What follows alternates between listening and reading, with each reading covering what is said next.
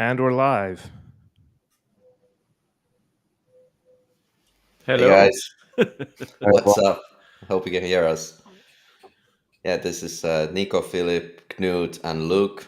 We're going to be talking about 21 Futures that tells from the time chain fictional short story anthology. It's the first of its kind. So yeah, maybe we're going to go through the panel that we have here to discuss a little bit why we started this project, what's the point of it, and who can participate, and so on and so on. Maybe I'll just say first that as a Bitcoin publisher, we already publish a lot of books about Bitcoin the technology, the money, the financial device, all these things, very important stuff. Maybe even some Austrian economics, and these topics are quite well touched. Let's say that, but they're kind of boring to the regular people, the majority of the people. So this is kind of like our outreach to those people who just want to read interesting stories, human interest stories, and maybe by like a sly roundabout way introduce people to this rabbit hole edge that is going to be Bitcoin and the liberty and all that good stuff. But be able to do that, we first need to make people interested about this topic. So that's at least my angle to why I think something like short fiction in Bitcoin might be kind of like the, I wouldn't say silver bullet, but it's something new that might pique some interest. And to that end, I'm gonna pass the mic to Philip, who is the father of the idea, my wonderful English tutor, and now our editor, who's going to be editing the book alongside with me. So Philip, maybe you can tell a little bit about your thought process. Why did you come up with this idea, and what do you expect from the submissions for the book? Sure. So much to say. First of all, I think, by saying it's something new, I think you're doing the book a bit of a disservice. This is a world first, people. This is a world first. I don't think there has been, an anthology of stories, of fiction stories, written about Bitcoin, and I think it's going to be really big, and hopefully people out there will like it. One thing you said, Nico, was that you want to get people interested. For me, it comes down to the word care, right? People have got so much to focus on nowadays. It's hard to get attention, to get them interested. You have to make them care, and people care about stories.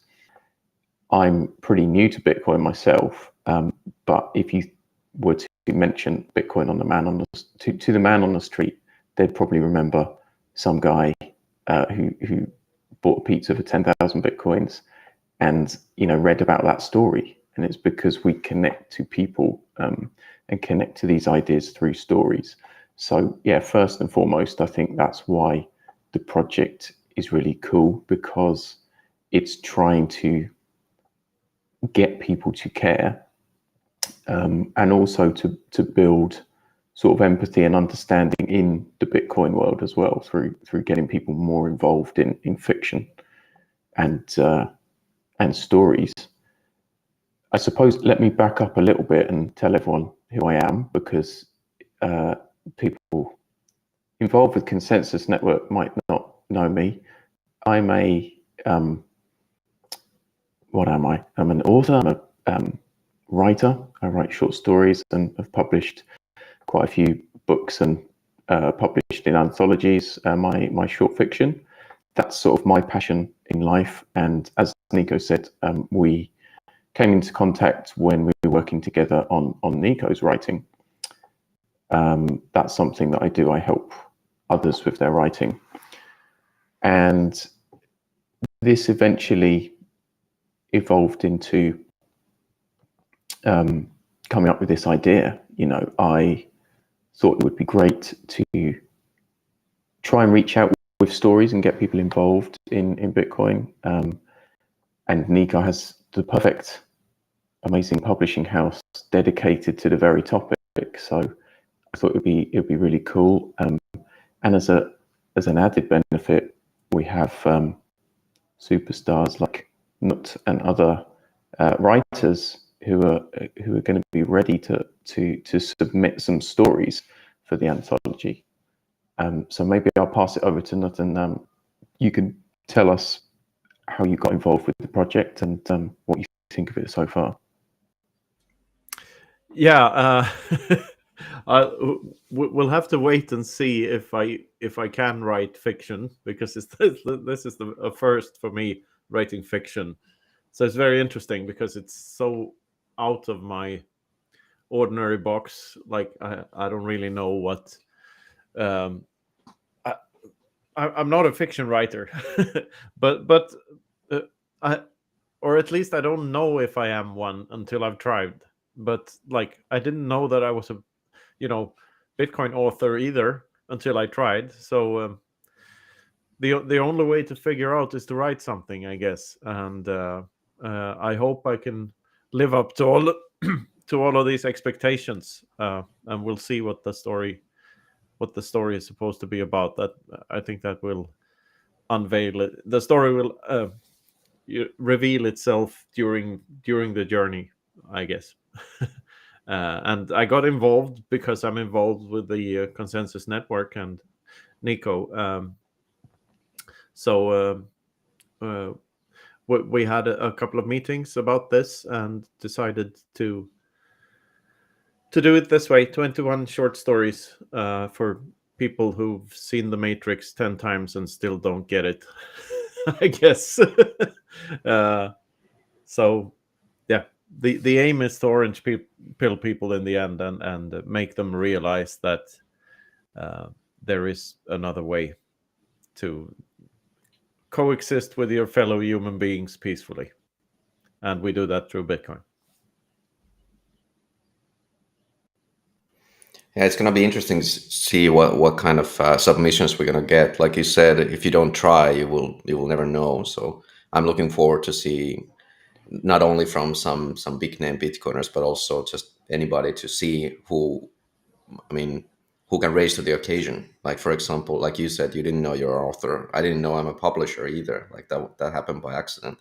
So just have to kind of like try and figure out where you fit in the world.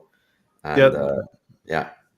there's a Kurt Vonnegut quote from the beginning of a Kurt Vonnegut book. I don't remember which one, but it starts with all characters, fictional or non-fictional, are purely coincidental. So I I kind of like that. So you figure out what you are and what your abilities are during your journey, I guess. And yeah, we'll see what this turns out to be. Excited for the project and excited to bring all the authors together. That's a big aspect of it, to do a collaborative project like this. It's all about collaboration, so why the hell not? Yeah. Why don't we talk about what stories we would like to read? What kind of stories, like a short story, would you love to read about Bitcoin? Yes, because we should also make it clear to everyone that we still take submissions, and we'd like to read your stories. Nico has something to say about that. What's the deadline? No, I'm just saying that pressing Bitcoin matters. It reads on my bear market. Yeah. Pressing Bitcoin matters. Black matter lives, and so on. We want you to submit your best fictional Bitcoin stories, and then we'll pick 21 out of however many submissions we get in the future. That's the plan here. Of course, we should mention that Knut is going to have a slot in the book anyway. Yeah, unless for magically we find 21 better stories than Knut, so the heat is on. Yeah, so my story has a free pass to be the shittiest story in the entire book, then, I guess. Not necessarily, because we've been also actually thinking about, well, maybe I shouldn't spill the beans on this, but I'm going to anyway, thinking about actually publishing secretly one story written entirely by an AI, and just to see if we can pass it off as a, will people pick up on that? I think that will be interesting. I don't know if we're gonna do it, so maybe not. Yeah. So when's the deadline? I forgot. Like I End of forget everything February. else. End So of February. There's Yeah. End of a little bit February. over a month, so plenty of time. Only 3,000 words or less. I can also spill the beans, going back to what you said about AI, that we have received a submission written by ChatGPT, and I immediately understood that it was written by ChatGPT because it was not a story and it was not very interesting. So we have a Did- guest joining us, by the probably way. won't make it into the final cut, but you know, I'm sure it will improve. There's a legend in the house. Yeah. Fractal Oh, look at that! Encrypt. Fractal is in the house. Hey, Fractal, nice to have you. How you doing, man? Fractal, you're muted.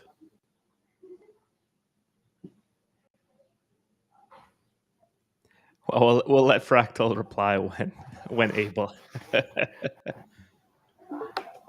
Yeah. Oh, and he's gone. Dropped out again. Coming back. Anyway, Continue. he's- ChatGPT, all this. yeah, I'm curious. Did ChatGPT submit the story? Was it ChatGPT that submitted the story, or someone submitting on ChatGPT's behalf? It was someone submitting on ChatGPT's behalf, Ooh. and Thank I should God for that. I should say that with AI, it very much depends on input, right? Because if you give these tools a poor prompt, something that's very vague, you're going to get something very vague back. So if you really know how to use these tools, then you can get something better out of it. But I expect that this person wrote something like write a story about Bitcoin, and they got something back which wasn't really a very engaging story. All right. Let's see if Fractal is with us now. Fractal, can you say something so we can see if you're here, or hear if you're here? Oh, Fractal. Still nothing. Fractal, feel free to chime in whenever you like. That's interesting, Phil, what you said about the prompting, because I start to think that the inevitable direction of authoring is going to take the direction of prompting, similar way that Googling kind of overtook going to library in information search. So maybe this whole AI thing is going to kind of replace bulk of the authoring work, and then it will be just a condensed prompting experience to actually write a book, and then a lot of editing, obviously. What do you think about that? Yeah, I think certainly writing will change what we do as writers. I think one of the last elements to change, or one of the more difficult things to replicate, will be stories, because they are so rooted in a very deep and diverse, like, human experience, which is experienced over a long time in a variety of different ways by different people. So I think it may be a while before we see a really great story that's written by a computer. Yeah, sorry, no, go ahead. Yeah, we can use it as a tool for our own writing, though. Like I use Grammarly, for instance, and I love it. The trick, though, is to know when to use it and when not to use it. So sometimes when it gives you a suggestion, you have to tell it to fuck off, and that took a while to figure out, that you don't always have to do what the machine tells you to do. But when you learn how to use it properly, it can be a very powerful tool. So, like everything else, you need to learn how to tell it to fuck off. Like that's always key. I'm glad you said that. I mean, people might be surprised to hear, my job is being a writing coach and helping people with their writing. So everyone might be surprised to hear me saying what I do about digital tools and that they're useful. And I agree. I think Grammarly's great. It's very useful. All these other tools too. We can get a lot out of them. The key for me is, like, you don't want it involved in the creative process. And if you've got Grammarly switched on while you're writing, it's tapping you on the shoulder all the time, saying, use a different word, or, do you really want to phrase that in this more authoritative, longer way when you could be shorter? It's like, well, I don't want Grammarly telling me that until I'm checking, right? Until after the process is done. But that's my thoughts on it. It depends on what you're writing and how, I guess. Like, for if I'm writing something that is very boxed into a certain category of writing style, I might want Grammarly suggestions to be there all the time. But if I'm, constructing a story, I might want to use Grammarly afterwards, as you say. But I'd counter that by saying that Grammarly doesn't know anything about style because it doesn't understand your intent as a writer.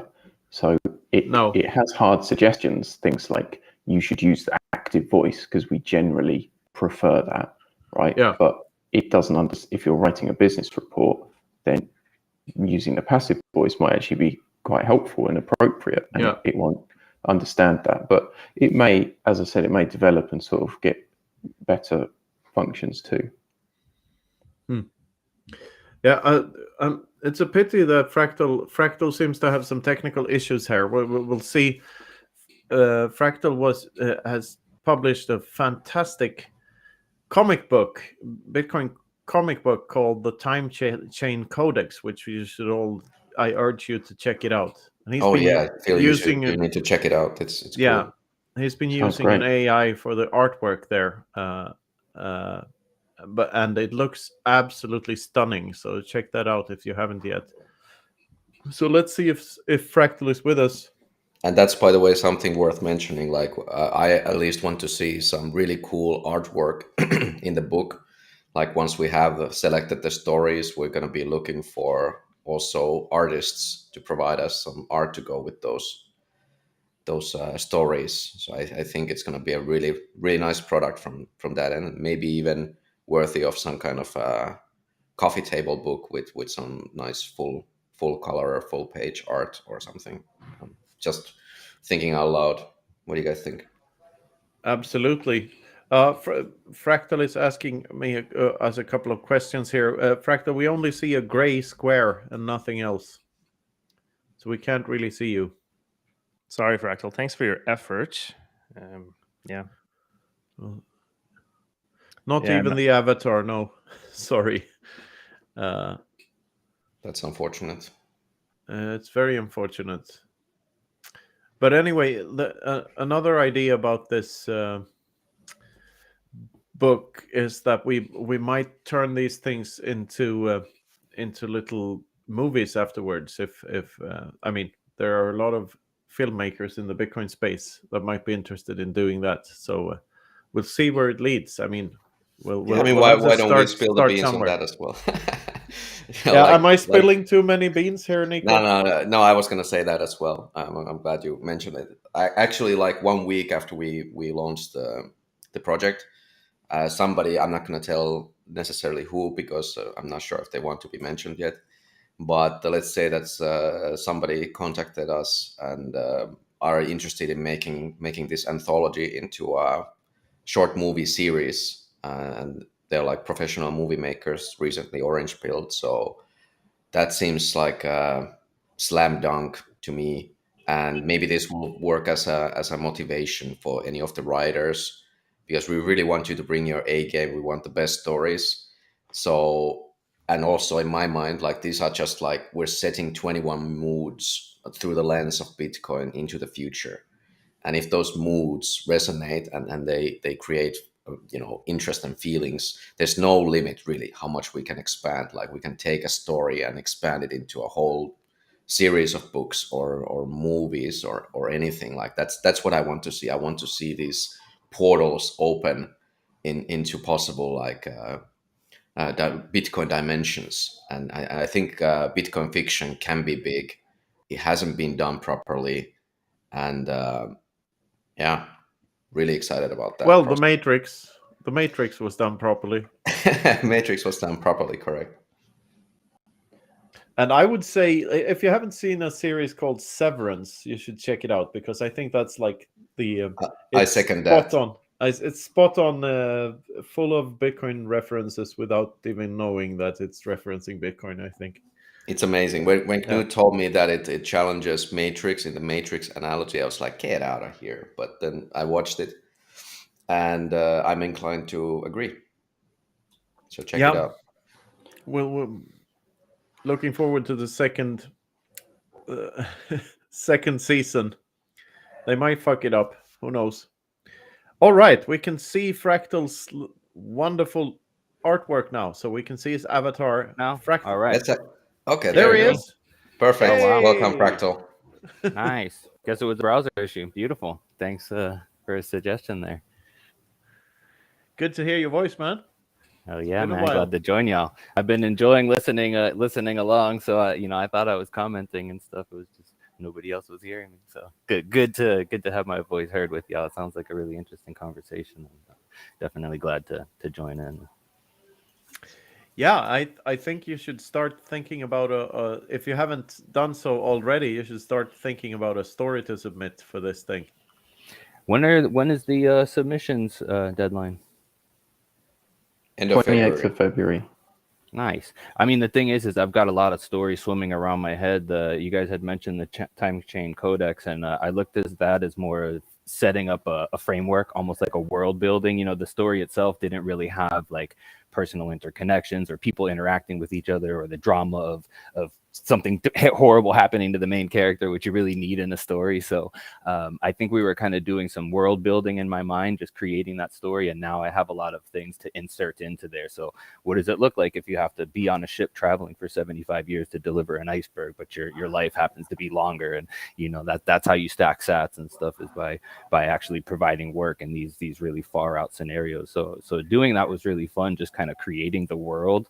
But now I think I have stories to tell within that world, but I'm also like selfishly hoping for entertainment to come from other people by having that world to build within. Maybe other people will be inspired. And, you know, like this basically sets out a framework that lasts millions of years. So there's plenty of human stories to tell in that time. So yeah, I've been thinking about it. So maybe something will come. We'll see. Just those sentences alone is like spot on, exactly what we're looking for, isn't it? Like, this is amazing. Yeah, man, you gotta submit. Like, I want to read that story. I think Nice. Yeah. The thing is, if you put something in here, right, then the two are linked. You know, the anthology will have part of Time Chain Codex in there, and then the worlds are automatically linked, and it all goes right. Absolutely. I love that. And, you know, I heard you guys talking about using ChatGPT and other AI tools. And I think what these things are just like any kind of creative tool, like a Photoshop or a pencil or something like that for an artist. Like, I don't have much experience using it for fiction or word stuff, although I did play around with it. But I think there's a lot of really neat tools for artists. Like, I've used it for, I think as an artist, we always look for reference images. For example, if you want to draw a picture of a cat, you kind of want to know what a cat looks like. So you go to the internet and you see what other pictures of cats are out there, and then you kind of draw from that. And, you know, because you want it to look realistic and you want to transfer that basic idea. So now, like these weird AI tools, you feed it in this image or this idea, and it comes back with something totally outlandish, and it's still actually in line with what you were kind of wanting to do. And I think these kind of leaps in imaginary thinking and reference images for artists and using it as a tool is very powerful. So I thought kind of the next level of doing the Time Chain Codex, because I was limited in the AI. The reason I didn't do a character story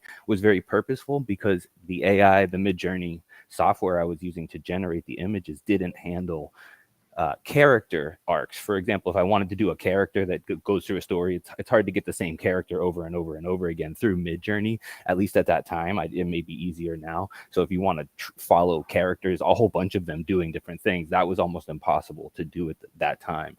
But now you could do things with Stable Diffusion, like train it on what a person looks like, give it like a whole bunch of images of a person doing different things, and then tell it this is John, and then give it a girl doing a whole bunch of different things, and this is Betty, and then you can actually create a story with those characters in it in these fantastic worlds. So I think there's some really neat opportunities there. And I was thinking, oh, it'd be cool to get some Bitcoiners that wanted to be these characters in the story, and you just basically hire them to do a whole bunch of photographs of themselves in different poses, and then you feed that into the AI and train it on the data set. This is character A, this is character B, this is character C, and then you just use them in your story, and then that person is also like forever within the story. You basically hire the actor by having them do that. So this is just a thought, you know. Go. Sorry. Yeah. Can I have the hat on? Please roll with it. Tell me where to send the photos.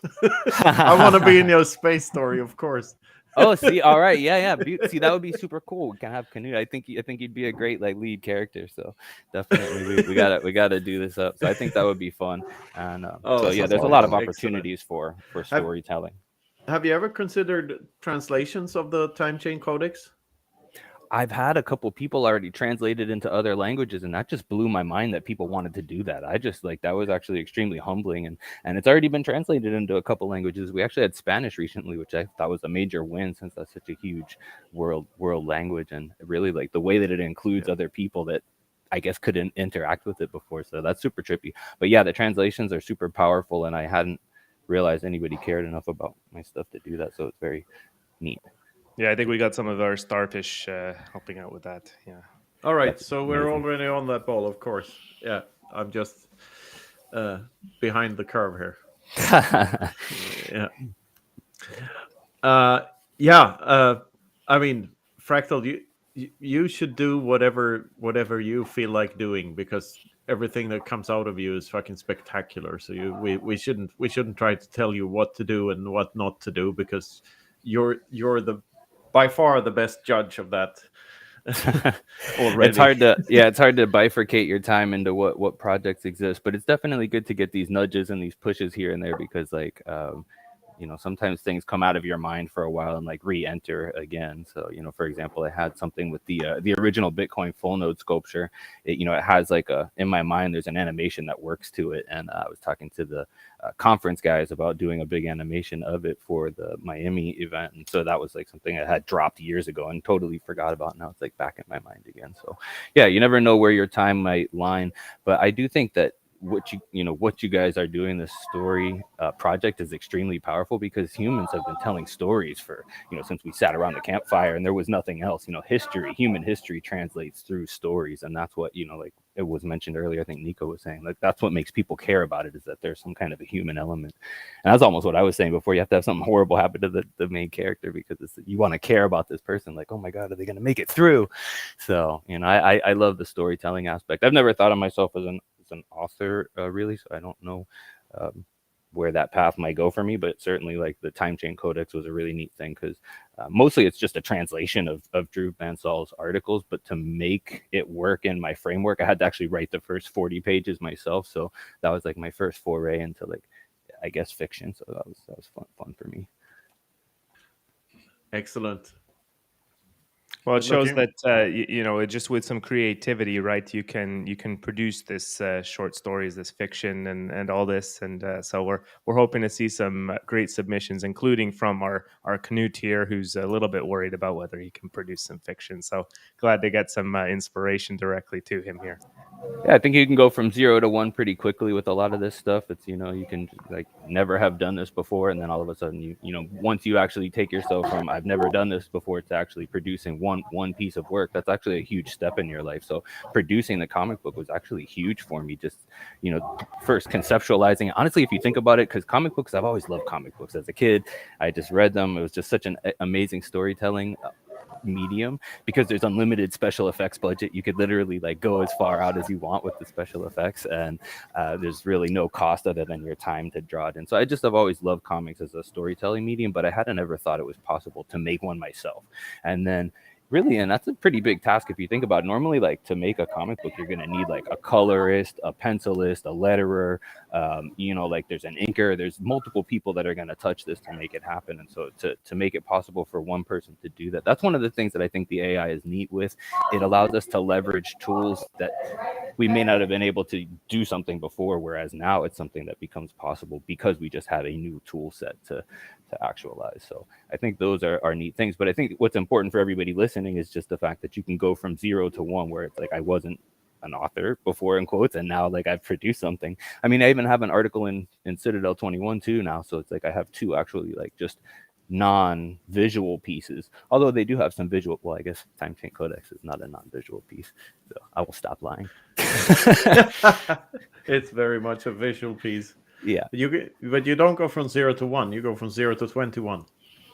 beautiful. That's the trick. I'd like to pick up on a couple of things you said. I mean, it's great to hear your enthusiasm, and I'm really looking forward to checking out your comic. Fractal sounds awesome. Yeah, I just wanted to pick up on what you said about going from 0 to 1. You can do it.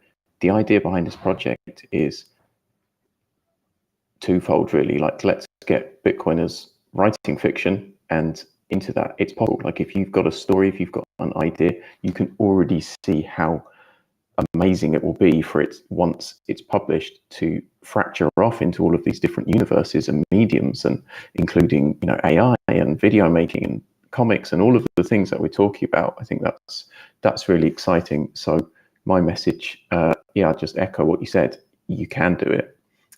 My role as editor, I'm, you know, going to be selecting the stories which are most moving, which are most that make me care the most. And I really liked what Nico said about stories told through the lens of Bitcoin, right? What we want to read really is a great story with something that's made possible by Bitcoin, a situation that rises because of it, right? Rather than a story about the technology or about the about that. I just read quickly from the submissions call that we put out. It says, primarily our editors are looking for gripping human interest stories with emotional impact. They want strong characters, high stakes, and moments of epiphany and change. The idea is not to predict the future of Bitcoin, but to expose the situation it may uncover. We're keen to publish a variety of visions, not just sci-fi dystopias or stories of crime and fraud. I'm really hoping too that a lot of normies like me, writers who are not Bitcoiners, will be happy to get involved. This has such huge scope to bridge the gap of, you know, sci-fi writers or speculative writers, especially, who want to submit, and the story doesn't have to heavily feature Bitcoin, has to use it in some kind of meaningful way. So I hope that a lot of fiction writers will get involved as well, that they'll want to submit. And yeah, I guess I'll pass it back to the rest of you guys. Before you do that, Phil, maybe you can go a little bit into that, because Phil has connections to the normie author land. So this project is open to everybody, so not only Bitcoiners. So maybe talk a little bit about that, like where else is this project advertised, and what are we expecting? Yeah, sure. I mean, as I said, my sort of background with writing is in the world of short fiction. The way that universe works is there's normally literary magazines which have quite a low circulation. They're often passion projects of people who are putting out quite challenging and high level writing and stories. So a lot of short fiction will be published in those zines, either online or in physical copy. There's also anthologies like our one, which some will be themed, some will be competition based, some will be not have a theme, where writers can submit different types of stories and get published along with others. Those are probably the primary ways that short fiction gets out there into the world. It's not a big seller like your novels, right? If you go to an airport and you look in a bookshop, you probably won't see many short fiction books. I wish that you did, because it's such an exciting form of writing. To answer your question, I basically grew up with sci-fi anthologies, the little magazines that you'd get, and they were just a little bit bigger than maybe your palm of your hand, and they were just full of different stories by Harlan Ellison and just every science fiction author that you can imagine. I think that was such a powerful way for me to kind of come into contact with some out there ideas kind of growing up, and that was certainly formational. And I think for anybody listening, this is like an area of Bitcoin culture that has yet to be mined. This is a very revolutionary area because there's so much educational content. There's so many like how to use Bitcoin, what is Bitcoin. There's even, you know, Bitcoin visual art, which I do. I think that's also underrepresented in an area where people can do a lot still. There's just so much there.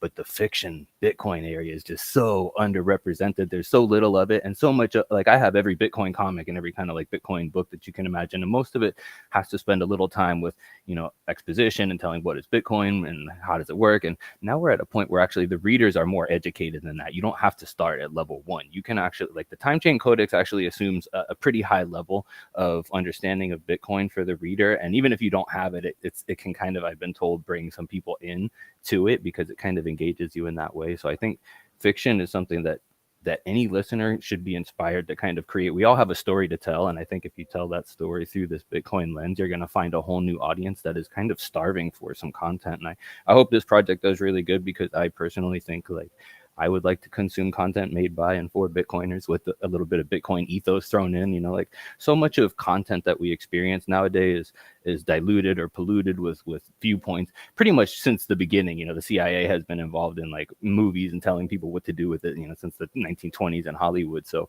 there's always been a bit of narrative, public narrative that you get in these publicly consumable stories. So I think producing content by ourselves, for ourselves, allows us to break out of that narrative tunnel that's being forced upon us, and also give us a little chance to spread our wings and think about things in a different way and share those thoughts. And I think just by doing this, you know, it opens you up to so many other possibilities. And, you know, just like, until you have actually produced a work, nothing happens. You know, ideas are a dime a dozen. Anybody can have an idea. Ideas mean nothing. It's the execution. You know, it's like once you put the work on the table that people start to listen.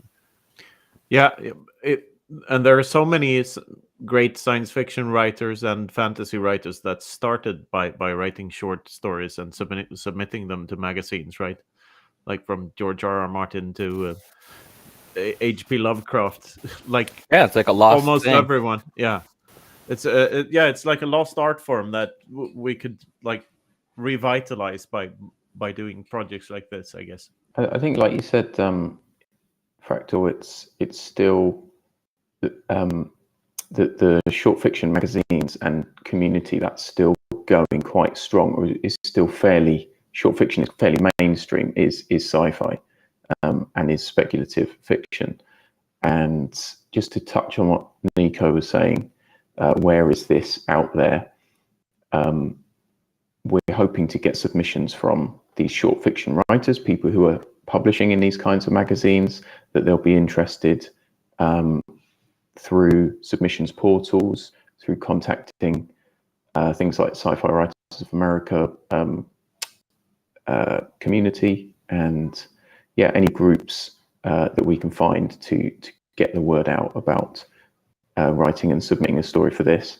And I really liked what you said about the project, or sorry, just these sci-fi magazines and anthologies sparking your imagination, right? Your neurons are going to fire on all of these little ideas which are presented, and it's going to be cool to have a book where there's 21 of them. You know, there's going to be 21 universes, 21 different presentations of a future, and I think all of those have really cool possibilities to keep going, keep spreading out into other languages, other places, other characters, other stories, other mediums, and so on. So really excited about it. Yeah, talking about the other languages, I already got like one submission in somebody wanted to submit in Portuguese, I believe, or another language, and I think this has a chance to like we could also publish original stories in other languages, you know, maybe on the second round or something like that. And of course, not to mention the translations, which obviously is going to happen once we get this one out in English, where we can easily translate it into several languages, which is what we do anyway. And maybe just to mention, my role in this is I'm going to be co-editing with Philip, and my role is mostly going to be focusing on the accuracy of Bitcoin terminology and ideas, to make sure that the stories don't need to be like 100% realistic in that sense, but they should be somehow like plausible, or like able to be derived from what would conceivably be possible within like the Bitcoin protocol. So it's believable stories, like let's put it that way, like not necessarily super realistic scenarios, but something that can be believed in the frame of fiction about Bitcoin. So I think that's where I bring most of the value on the project. Sure. I mean, Nico's there to help out the non-Bitcoin authors, maybe represent what they're doing in a realistic and accurate way. And I'm here to work with writers as well. I mean, I wanted to talk about what you said about a Portuguese submission. We're accepting submissions in English, but I regularly work with people who are not native English writers, and what we're looking for in the work is a great story. It doesn't matter if there's an I that's undotted or a word out of place. It doesn't matter if the English is not 100% perfect. I will be there to work with the submitters to make their story the best possible. So you're going to get, if selected, you're going to get some editorial input, and we'll be here to help you make the story the best possible. Just super quickly as well before we move on, because I have to jump off and get onto another call at some point. Just to just nail down exactly what we want, when, and what people are going to get in exchange, which I think is interesting and should hopefully be motivating for people. Again, just reading from the 21 Futures website, so 21futures.com. Writers should submit stories between 1,500 and 3,000 words before the deadline of the 28th of February. If selected as one of the 21 stories to feature, authors will receive $100 in exchange for global publishing rights. And you can even get paid in Bitcoin, I believe. Is that right, Nico? Of course. You'll also get a copy of the book. And as we said, there's some super exciting possibilities for your work to be made into a video, to be released in other forms, and for this thing to really starfish or spider out into the world. So, and yes, as I said, we're looking for submissions in English, and please submit one story only, your best one. Yeah, and the best one, like Phil said, it doesn't need to be perfectly worded. Just as long as the story is good, we'll take care of the editing and everything that goes with that. And yeah, what Phil said about the starfish thing and everything, we go back to reputational capital. Like, this is an opportunity to try your wings in fiction writing and get your name out there. I believe that the monetary compensation comes secondary here. Maybe in the long term, like if the story is really good and turns into like a bigger thing, then there might be some long-term monetary compensation. But that's certainly not the point. Like in all of our work, it's more about educating people and getting the word out and accumulating informational and reputational capital. And to that end, we also, like, it's not going to be we don't really believe in intellectual property like that as Bitcoiners. So we do encourage people to also publish through their own channels. Like, we would like to be the first publishers. And after we've done that, I mean, we're not going to stand in anybody's way to publish in other publications or do a rehash of their story and do whatever they want with their work. So it's more like I would say like a platform to try fiction writing and give it your best shot. 1,500, 3,000 words is not much. It's like a standard blog post, basically. But in my opinion, that's also kind of like this restriction. Like, I've got a lot of comments that, oh, it's so restrictive and it's so short. Like, I don't know if I can do it.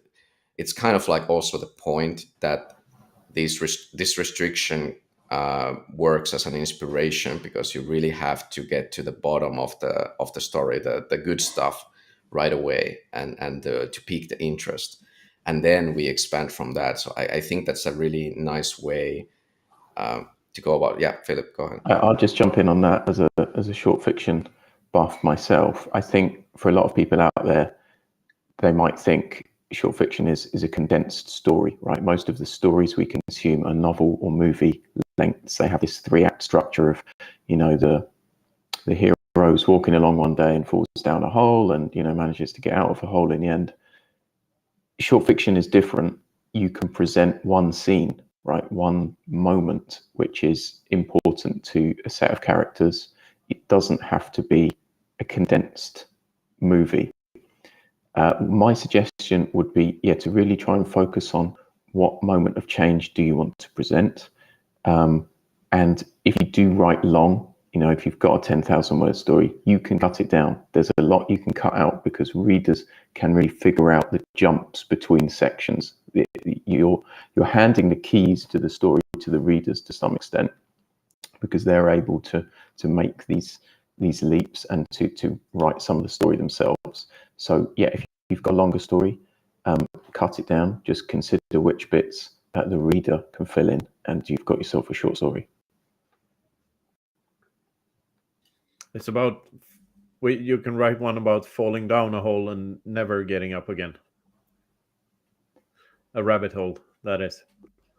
I mean, you could have a 1 second of somebody down a hole, and then the short story could be the backstory to that, or the moment. By the way, you don't have to go with it finishing all in one story either. Like if you have a grand thing that you need to lay out, you could just use this as a proving ground to see if your idea is any good. So if you it's like you're writing a long trailer in essence for your idea, and if it grabs people's attention, then hey, there's a lot of spin-offs here. I can take all these ideas and kind of expand on them. So, or if you just have it like a very long story, you can just kind of put the first part of it, and if people like it, then you just keep rolling with it.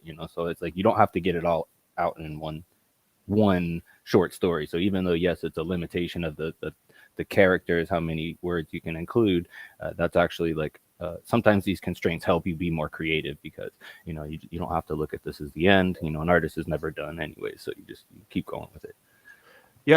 Constraints, that's exactly and the point. Constraints are great for creativity. They're sort of necessary, because if you have, I remember like realizing this when working on a like funk rock album 15 years ago, and we had just downloaded all sorts of soft synthesizers and effect pedals digitally, so we had a plethora to choose from, and we spent like a year figuring out the correct hi-hat reverb, and the songs were no better for it. We just forgot about like what's important and what's not important. So you need a frame to make a painting. Maybe that's a bad expression. Even something as simple as Twitter, you can't write 1,000-word tweet. You have to be concise. You have to decide what you're going to say and say it, and there's a beauty to that. I think that's part of why I love Twitter so much. It's just this 144 letter constraint, because it forces you to get to the point of the poodle's kernel of what you want to say. Like you can't. It forces you to boil things down to their essence, which is like making a good stew is very much akin to making a good song or a good short story. You should boil it down to its essence, so you get the tasty bits. And as a creator, that's sometimes very powerful. You actually look at the end result of the tweet and you're like, look, I was going to say all this extra nonsense, and like this is much more concise, says what I want to say better, and like even allows people to read in between the lines a little. So sometimes like these constraints are very powerful for, helping you hone your craft and not produce as much like frilly bullshit as you might want to with if you're just given free reign to go about, like like Canute spending a whole year on this thing, and it's like if nobody's telling you hold up, perfect is the enemy of done, then you end up on these wild quests. So constraints are helpful. Two tips on creativity. Two two tips on creativity. There's a short book by John Cleese called Creativity. The audiobook is about an hour long. It's very, very good. And there's a short documentary called 6 Days to Air about how they make South Park. And that's just wonderful. They make South Park a South Park episode in 6 days. So that's why they can be so,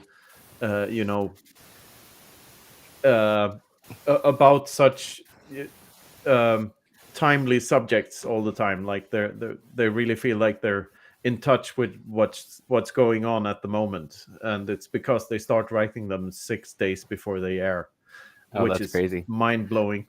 I had no idea they did that, but yeah, that totally works because they're always right on point with the cultural relevance. Like whatever's going on this week, they're on it. And I had no idea it was because of that. So that's no. And Trey's big tip on writing is like be 95% satisfied. Never aim for 100. Like when you're 95%, let it go, because if you're too much of a perfectionist, you're gonna waste it. Spending 2 more months on it would have made it 5% better. That's basically what he says. I know maybe you don't subscribe to that idea, Fractal. You're a bit of a perfectionist, but yeah, for me it has certainly helped to be satisfied with the 95%.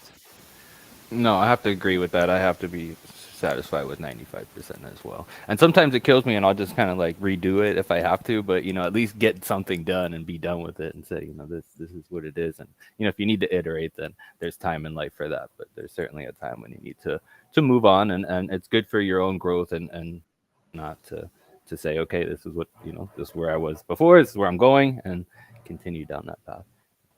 That was a long answer to that. The 5% is something hopefully we can add at our end.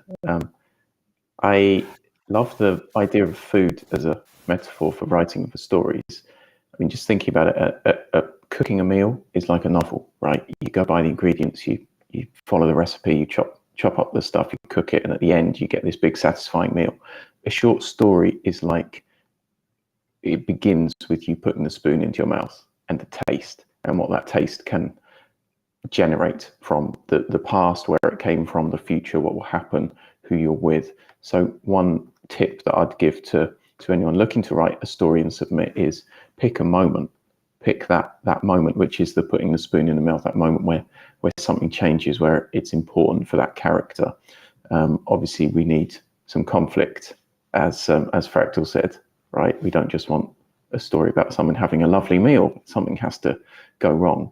But just thinking as well, I'm going to drop a few links of some great sci-fi stories to read, things where listeners and the viewers, people checking this out, can get some ideas of some of the great stories that we like.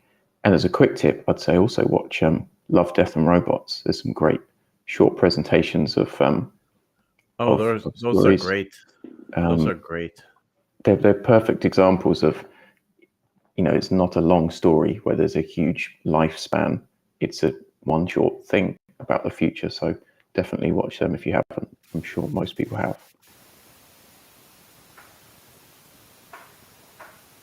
Some great ideas. I'll also quickly add the War of Art, which we heard about in our last live stream for Freedom Footprint. That was brought up in the chat, which was nice. But I can vouch for that one. It's pretty good for getting past creative blocks. But maybe that's a little bit more of a long-term thing that's a little bit less relevant to the short story side of it. But yeah, the War of Art and The Art of War by Sun Tzu. That's a good one too.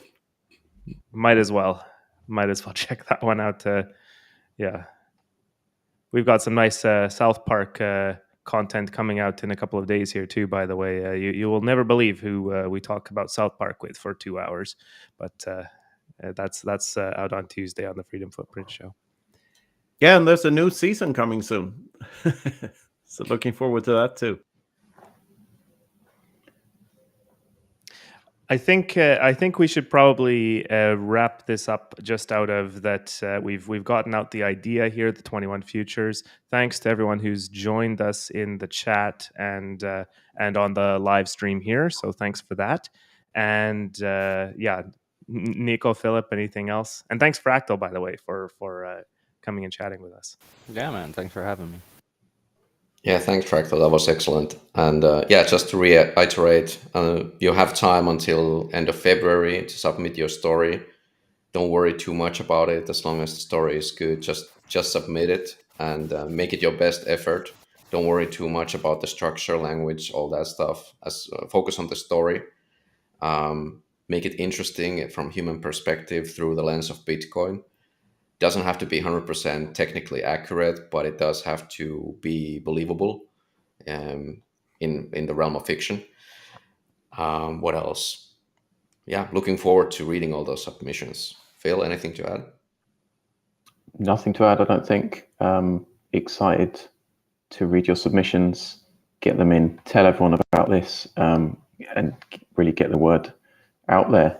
I think we're going to have a great book, and that book could turn into something even bigger. So looking forward to those submissions, and I'll be checking out some of the links and a few other shows as well that were mentioned.